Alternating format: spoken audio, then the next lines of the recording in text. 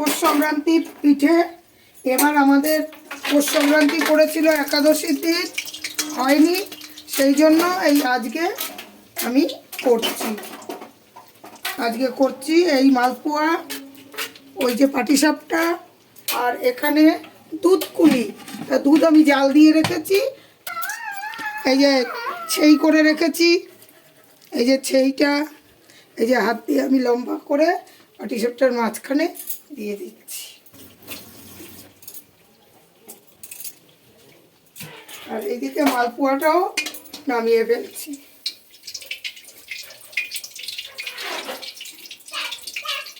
এরকম চেপে চেপে নামালে যে তেলটা সব বেরিয়ে যায়।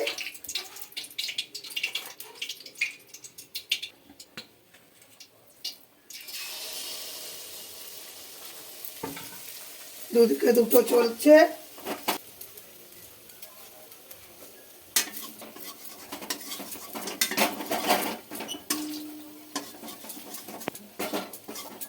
আমার ফ্রাই প্যানের ডাঁটটা ভেঙে গেছে, তাই জন্য আমার একটু মুশকিল হচ্ছে। এটা যদি ফ্রাই প্যানে করা যায় একদম সঙ্গে সঙ্গে উঠে যায়, সুন্দর হয়।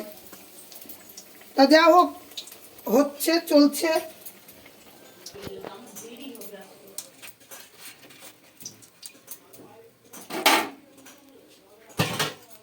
জয়নিতাই, এরকম শীতের মধ্যে পিঠে না হলে কি ভালো লাগে না? কি যে এই যে আমাদের স্মোকি পিঠা, হ্যাঁ একদম কড়াইটা আমার গেল, এবার কি হবে কে জানে। স্মোকি পিঠা বানানো হচ্ছে এখানে, দারুণ কালারটা এসছে। আপনারাও বাড়িতে এরকম সুন্দর করে বানাতে পারেন, সেই টেস্ট।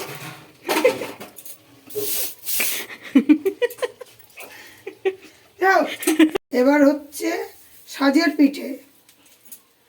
এই সাজের পিঠেটা করে আবার এটা দুধে দেবো। ওই যে দেখালাম হাঁড়িতে দুধ চাল হচ্ছে, ওই দুধের মধ্যে দিয়ে দেবো।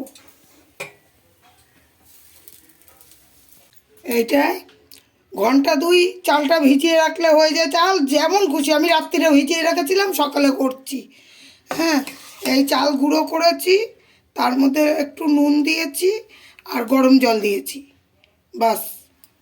আর যদি সাদা ধবধবে করতে চান, একটু নরম হবে, সাদা ধবধবে হবে, তাহলে একটু বেকিং পাউডার দেবেন, খুব সুন্দর হবে। এই দেখুন কীরকম সাদা, আমি 1 ফোঁটা বেকিং পাউডার দিয়েছি আজকে। এই দেখুন সাদা ধবধবে হবে আর নরম হবে একদম। এ মনে হচ্ছে যেন রসগোল্লা। আর দুধে পড়লে আরও সুন্দর টেস্টি, মুখে পড়লে আরও সুন্দর। এদিকে আমার পাটিসাপটাও হয়ে আসলো, এই লাস্ট।